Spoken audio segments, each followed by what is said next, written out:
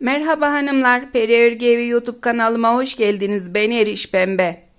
Bu videomda sizlere tekrar eriş modelini tarif edeceğim. Modelimi Aras hırkamda kullandığım bir model. Tamamını modelimle yaptım hırkamın ve diğer bir örgümde de kapüşon kısmında ve kol kısmında uyguladım. Biraz da beden kısmında uyguladım. Tekrar tarif yapmamın nedeni ise benimle aynı şekilde ilmek atmayan takipçilerimin kanalıma modelin oluşmadığını yazması ve tekrar modeli tarif etmemi istedikleri için video çekeceğim. Modelin her iki yüzü de model.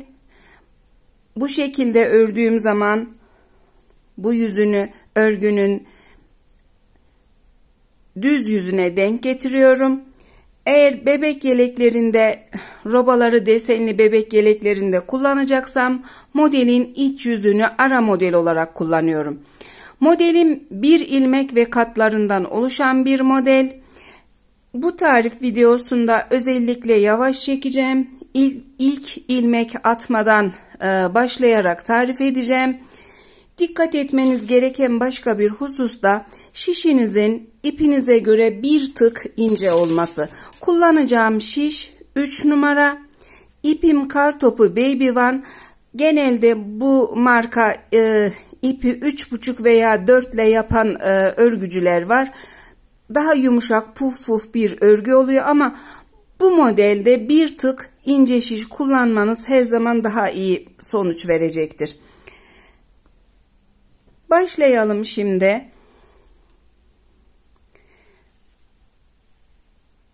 İlmeklerin yönüne dikkat ettiğinizde boyunda örmeniz veya başka türlü örmeniz hiç fark etmeyecektir. İlmeklerimizi atarak başlıyoruz.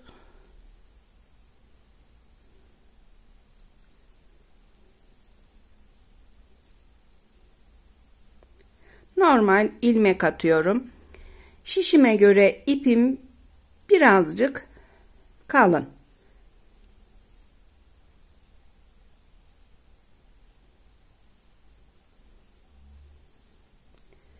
Birazcık daha atalım.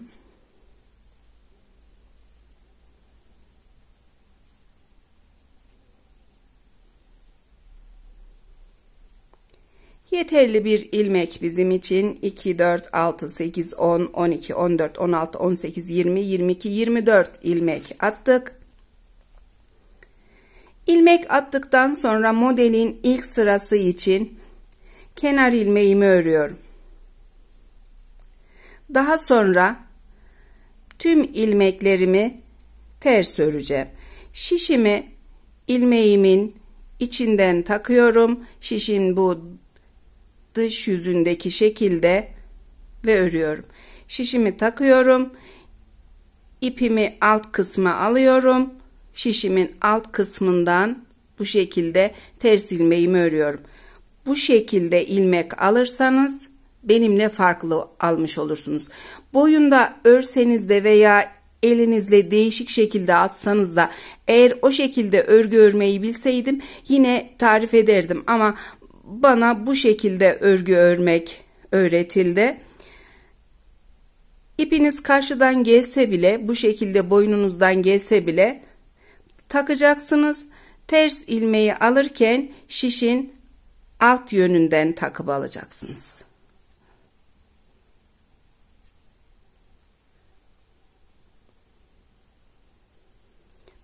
Bu şekilde devam ediyorum. Tüm ilmeklerimi ters örüyorum. Çok da az ilmek atmadım ki örgü az ilmekle kendini göstermez. Bir de ilk sıralarda kendini belli etmeyen bir model.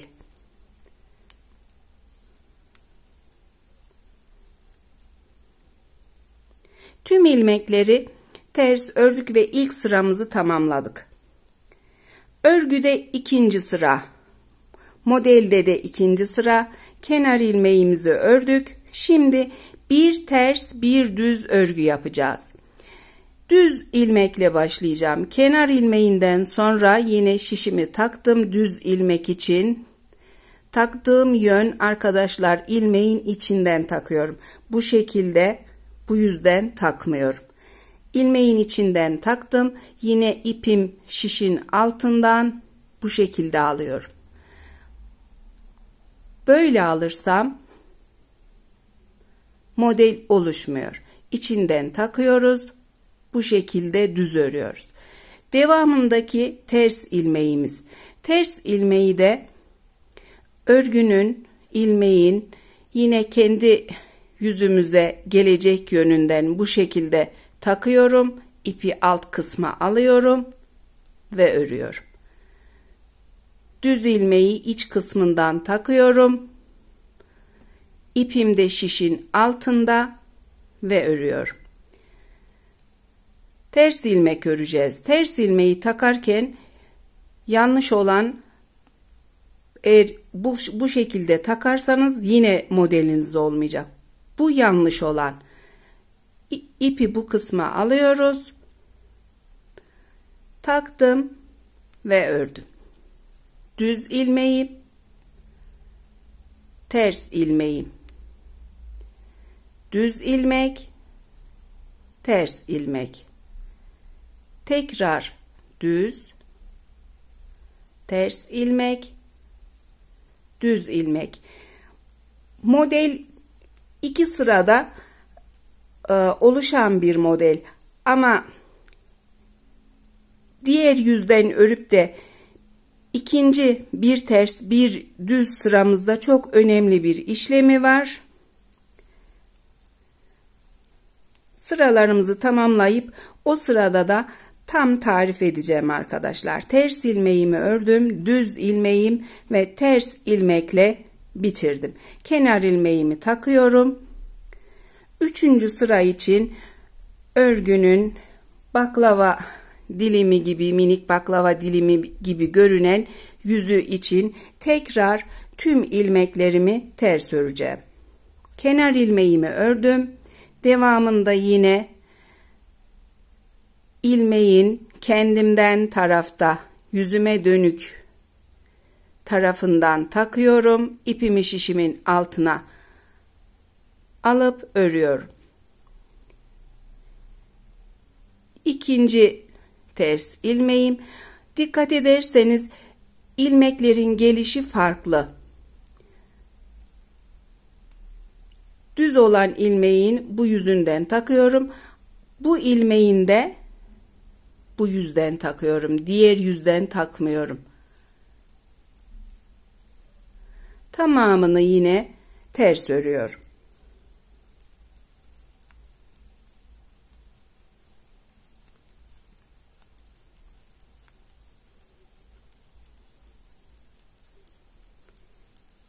Modeli yaparken bir ters, bir düz veya tüm ilmekleri ters ördüğüm şekilde aklınızda tutup boyunda örerken veya benimle farklı ilmek atarken de bu şekilde aklınızda tutup yapabilirsiniz.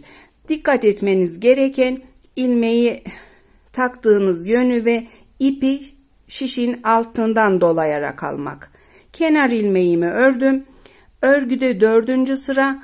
Bu kısımda çok önemli, bu sırada çok önemli bir işlemimiz var. İlmeklerimizin tamamı düz görünüyor. Ama düzün bir tanesi mesela 1, 2, 3 sıra, şiştekiyle 4 sıra. Diğeri şiştekiyle 1, 2 sıra. Bu yüzden 1, 2, 3, 4 tane olan sıranın ters ilmek olması gerekiyor. Bu ilmeğimizi ters öreceğiz. Tersle başlıyoruz. Ve yine ilmeğin bu yüzünden takıyorum. İpi alt kısma alıyorum ve ters örüyorum. Devamındaki ilmeğimi iç kısımdan bu şekilde takıyorum. İpim yine şişin altında düz örüyorum. Tekrar ters ilmek, düz ilmek. Sırası fazla olan düz ilmeği ters öreceksiniz. Diğer ilmeği düz öreceksiniz. Bir ters, bir düz ilmek.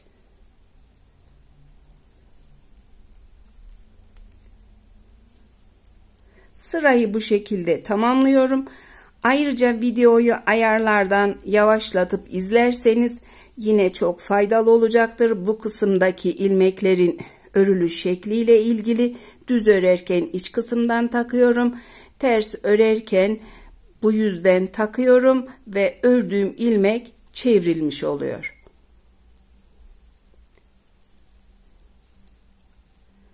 Düz ilmekle bitirdim arkadaşlar. Tekrar tüm ilmekleri ters öreceğimiz sıradayız. Tamamını ipimizi şişimizin altından alarak hepsini ters örüyoruz.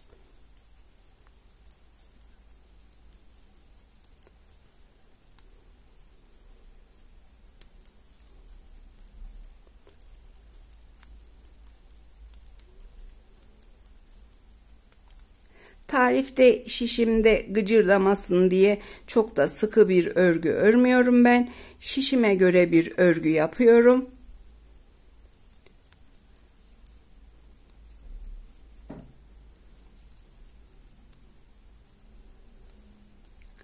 Ters ilmeklerimizi sıraladık. Model kendini ilk sırada bu şekilde bir tane belli etti.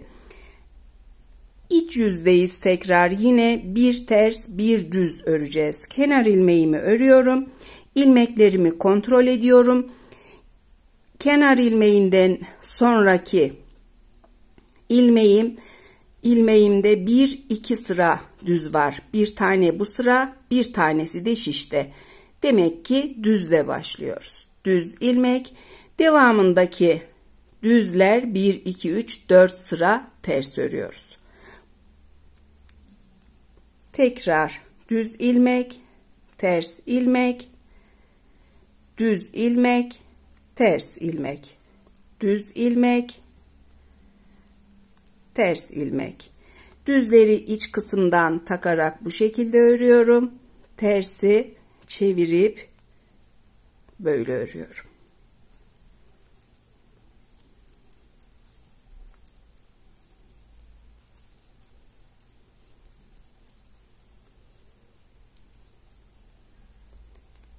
Diğer videolarda eğer ilmekleri benim gibi almazsanız oluşmayacak derken yönlerini kastetmiştim arkadaşlar. Tarif nasıl diyeyim, o kadar da hem örüp hem konuşup tarif etmek çok da kolay değil. Bazen böyle hata yaptığımız olabiliyor. Kusura bakmayın.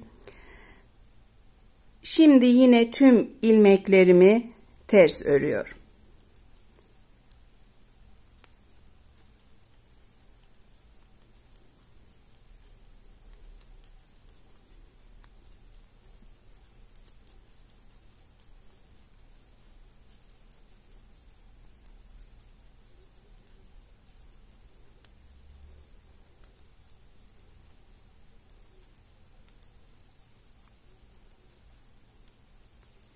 Tamamlıyoruz sonuna doğru.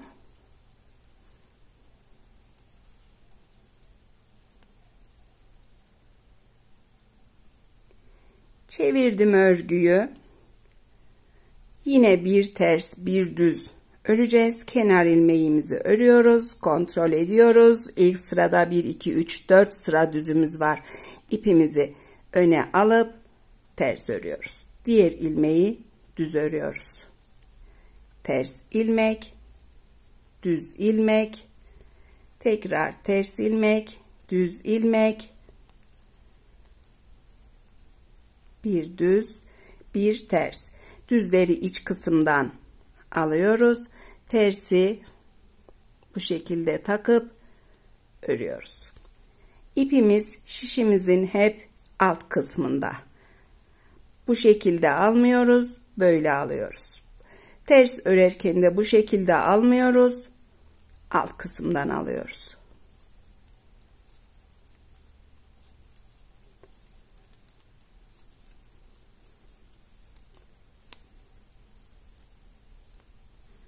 Tamamladık arkadaşlar tarifimizi. Gördüğünüz gibi model 1, 2, 3 tane oldu ve kendini belli etti.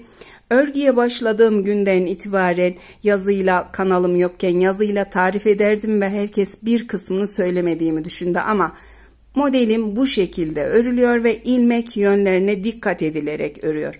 Söylediğim gibi benimle aynı şekilde elinde örmeyen arkadaşlar da aldığım yönlere dikkat ederse, videoyu yavaşlatıp izlerse olacağını düşünüyorum.